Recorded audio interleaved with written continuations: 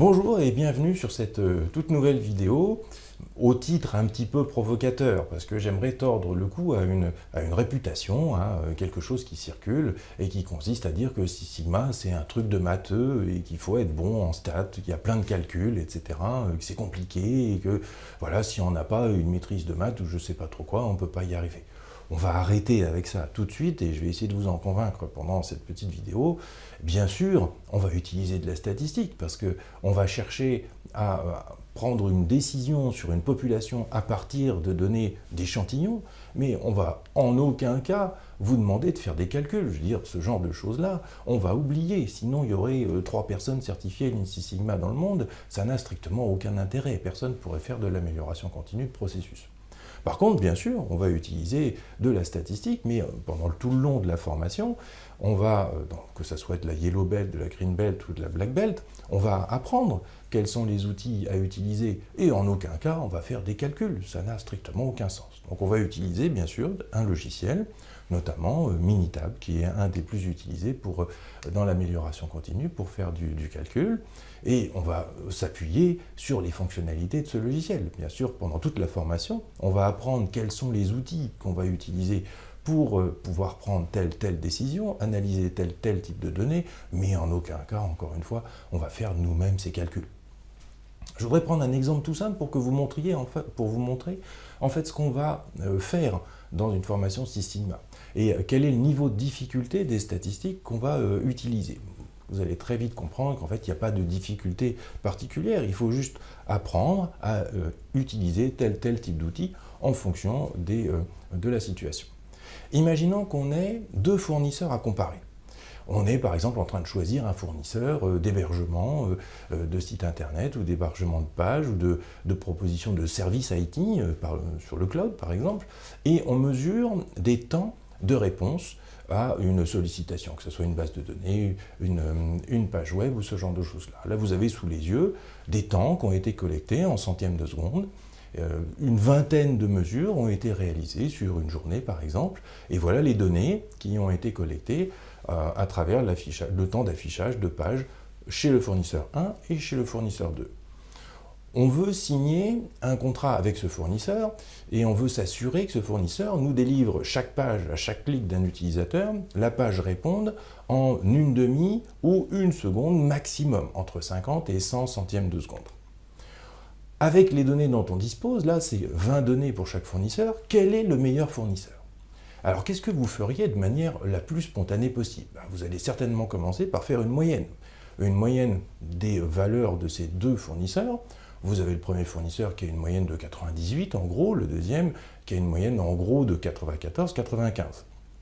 Puis vous vous doutez bien que la moyenne seule, c'est pas complètement suffisant, c'est pas idiot de regarder quelle est la valeur mini et la valeur maxi de l'ensemble des 20 mesures pour le fournisseur 1 et pour le fournisseur 2. C'est pas idiot parce que ça va permettre de s'apercevoir si même la moyenne, si elle n'est pas mauvaise, on n'attend pas indéfiniment une page chez l'un ou l'autre des fournisseurs. Qu'est-ce qu'on voit là dans notre cas de figure?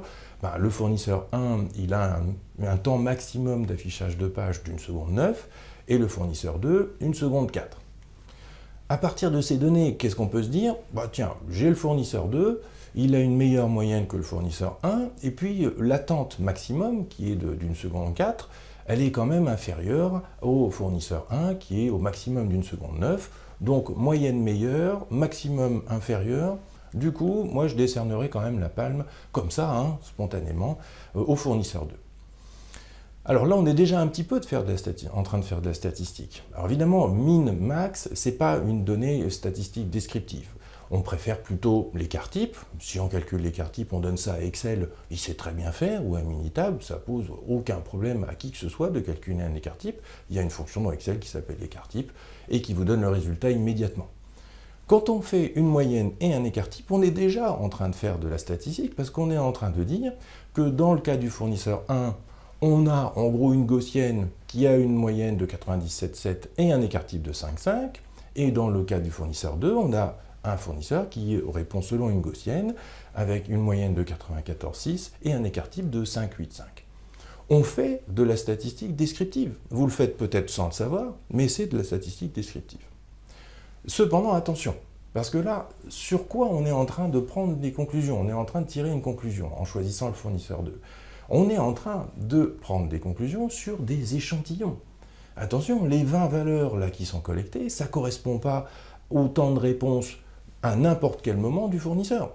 Ça correspond au temps de réponse qui a été mesuré à 20 moments de la journée, de la semaine, du mois, que sais-je, mais ça ne correspond pas à l'ensemble des cas de figure, à tous les moments, à n'importe quelle heure du jour de la journée, à n'importe quel jour de la semaine. Ça, on parle de la population.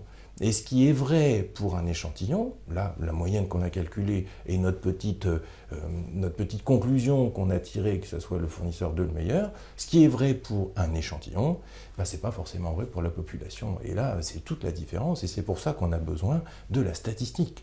La moyenne, l'écart type qu'on a calculé, c'est une moyenne et un écart type d'un échantillon. Échantillon fournisseur 1, échantillon fournisseur 2. Et l'erreur qu'on fait quasiment tous, en prenant une décision sur cet échantillon, eh ben c'est d'oublier qu'en fait, on tire une conclusion sur un petit ensemble de données et que ça ne correspond pas forcément à la réalité. Alors, qu'est-ce qu'il faudrait faire? Ben, idéalement, ce qu'on aimerait bien, c'est pouvoir disposer d'un outil, d'un truc, qui prenne nos données d'échantillons, des deux fournisseurs, qui mixe un petit peu tout ça et qui nous sorte un chiffre. Un chiffre qui nous permette de se prononcer sur le fait que c'est le fournisseur 1 qui est le meilleur ou le fournisseur 2. Et ça serait pas mal de pouvoir se baser sur la statistique, parce qu'il n'y a que cet outil-là qui va permettre de prendre une décision sur l'ensemble de la population. Ben, cet outil, ça s'appelle un test d'hypothèse. Alors un test d'hypothèse, ça fait quoi? Eh ben, ça prend des valeurs d'échantillons et puis ça fournit ce qu'on appelle une p-value. C'est son petit nom, bref, il faut le savoir, hein, ça ne peut pas s'inventer. Et c'est cette p-value qu'on va comparer à une valeur pour pouvoir prendre une décision. Alors évidemment, un test d'hypothèse, ça c'est un truc de matheux, c'est un truc de statisticien. Parce qu'il y a des gens qui ont travaillé ce test, qui l'ont programmé et qui l'ont mis dans un logiciel, mais heureusement, jamais on vous demandera de calculer un test d'hypothèse. Et si jamais on le voit à un moment donné en formation, c'est juste pour que vous compreniez à quoi ça correspond, mais en aucun cas on va vous demander de calculer un test d'hypothèse. Alors comment on va faire? Ben, Dieu merci, il y a des logiciels qui existent, et il y en a un notamment qu'on va utiliser, qui s'appelle Minitab. Et pour faire exactement ça, eh ben on va mettre dans les colonnes d'une feuille de calcul, ça marche un petit peu comme Excel, Minitab. On va mettre les données de nos 20 échantillons dans une première colonne, ça sera la colonne du fournisseur 1, et puis on mettra les 20 données du fournisseur 2 dans la deuxième colonne, et puis on va lui demander de faire un test d'hypothèse. Qu'est-ce qu'il faut faire pour faire ça? Eh bien, on va simplement dans un menu de Minitab et on dit le menu statistique, basique statistique, et on lui demande de nous faire un test d'hypothèse. Qu'est-ce qu'on fait pour faire ce test d'hypothèse? Eh bien, on ouvre la fenêtre et puis on choisit fournisseur 1 comme première colonne, on choisit fournisseur 2 comme deuxième colonne, et puis on clique sur OK. Et puis une fois qu'on a cliqué sur OK, eh bien, Minitab il nous calcule la p-value. Voilà le degré de complexité maximum que vous aurez à gérer pour de la statistique. C'est mettre des chiffres dans une colonne, sélectionner les bonnes colonnes dans un outil et cliquer sur OK. Ben là, on a fait le tour un petit peu de la question. Alors, aller jusqu'au bout du raisonnement, là, qu'est-ce qu'on a fait? On a lancé un test d'égalité des moyennes. On a dit à Minitab, dis-nous si les moyennes des populations des deux fournisseurs à partir des échantillons qu'on te donne sont égales ou sont différentes. Et donc, on va comparer la valeur qui est fournie par Minitab, les 0,09, à une valeur standard qui est l'erreur communément admise et communément prise et acceptée par l'ensemble des praticiens, qui est de 5%. Si la p-value fournie par le test est supérieure à 5%, on considère que les fournisseurs ont la même moyenne, c'est-à-dire ne sont pas différenciés. Et si la valeur de la p-value est inférieure à 5%, ça veut dire qu'il y a une vraie différence entre les moyennes des deux fournisseurs, et donc il y en a un, forcément, qui est meilleur que l'autre, et inversement. Mais là, que nous dit Minitab, et le test d'hypothèse qu'on a pris, ben, il nous dit supérieur à 5%, c'est-à-dire qu'en fait, statistiquement, on ne peut pas départager, en termes de performance, les deux fournisseurs. Avec les 20 données qu'on nous a fournies et qu'on a données à Minitab, il est impossible, statistiquement, de départager les deux fournisseurs. Comme quoi, à l'origine, la conclusion qu'on a prise, de dire que le fournisseur 2 était meilleur, bah en fait, c'est pas vrai statistiquement. Donc la conclusion qu'on a tirée à partir des données d'échantillons, on avait bien une moyenne qui était inférieure à l'autre, et un écart type qui était également plus intéressant, et bien en fait, sur la population, elle s'avère fausse, cette conclusion-là. Les deux fournisseurs, statistiquement, ils sont identiques, ils ont la même performance. Comme quoi on peut être amené, en ne travaillant que sur les échantillons, à faire des erreurs d'appréciation. Alors, on ne va pas s'arrêter là quand même, parce que simplement dire que les deux fournisseurs ne peuvent pas être départagés, c'est un petit peu juste. Moi, j'aimerais bien quand même savoir s'il n'y a pas une information que je pourrais tirer de ces quelques données d'échantillons. Alors, on va, pour faire ça, lancer une petite analyse de capacité. L'analyse de capacité va nous dire s'il y a un fournisseur qui est plus capable que l'autre de répondre à notre attente. Vous vous souvenez quelle est notre attente? C'est d'avoir des pages web qui s'affichent entre 0,5 secondes et 1 seconde maximum. Ça, c'est nos limites inférieures et supérieures. Ben, en fait, on va demander à Minitab de se prononcer, et pour ça, on va rentrer nos bornes inférieures et supérieures, 50 et 100, dans l'analyse de capacité. On va sélectionner notre fournisseur 1, et on va sélectionner ensuite notre fournisseur 2, et Minitab nous trace l'analyse de capacité qui va bien, pour être en mesure de dire s'il n'y en a pas un quand même des deux fournisseurs qui est un petit peu meilleur que l'autre. Et c'est les graphiques qui sont sous vos yeux. Il n'y a pas de calcul particulier à faire, c'est juste une option. Stat, Quality Tools, analyse de capacité est normale puisqu'on est dans le cadre de données normales. Et ça, évidemment, c'est quelque chose qu'on apprend en formation. Hein. On vous apprend à choisir les bons types d'analyse de capacité en fonction des données. Que nous dit Minitab? Vous voyez, il y a un certain nombre d'indicateurs. Évidemment, on ne va pas tous les passer en rue. Et on a un indicateur important qui est le CP. Le CP, c'est la capacité du processus à répondre à notre demande. La demande, elle est comprise entre les deux traits en pointillés verticaux rouges, qui s'appellent USL et LSL. C'est notre SLA, si vous voulez, c'est le contrat qu'on cherche à signer. On voit que le premier fournisseur, le process, il est quand même très décalé hein, sur la droite, et donc sa capacité, elle n'est pas très élevée, elle est de 1,4, 1,5, tandis que le deuxième fournisseur, à droite, la courbe du processus, elle est quand même un petit peu plus à l'intérieur des limites, et ça se ressent dans le CP, puisque le CP, il est de 1,8, quasiment 1,9.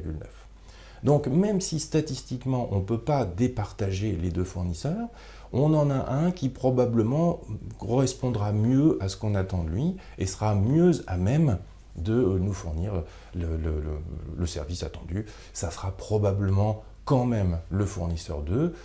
Ça ne veut pas dire que statistiquement, on sait les départager, ça veut dire qu'il y a plus de chances que le fournisseur 2 réponde à notre attente, même si aujourd'hui, encore une fois, statistiquement, on ne peut pas les départager. Voilà le degré maximum de complexité que vous allez avoir en termes de statistiques dans une formation Lean Six Sigma. Est-ce que ça vous a demandé des calculs? Non. Est-ce que ça vous a demandé de réfléchir sur l'astronomie ou la physique quantique? Non. Il suffit simplement qu'on passe en revue, tranquillement, pendant la formation, les différents outils, et là vous les avez sous les yeux, parce qu'évidemment il y a quand même de la matière, surtout si vous allez jusqu'à la Black Belt. Il y a un certain nombre de choses à savoir, un certain nombre de choses à comprendre, mais il n'y a rien, honnêtement, il n'y a rien de difficile. Donc, s'il vous plaît, tordez le cou à cette idée reçue qui consiste à dire que Six Sigma, c'est pour les matheux et c'est plein de statistiques. Ça n'est tout simplement pas vrai. J'espère vous avoir apporté la preuve de ça. Donc, si vous êtes nul en maths, n'hésitez pas, nul en stats, n'hésitez pas. Certifiez-vous Lean Six Sigma. À très bientôt.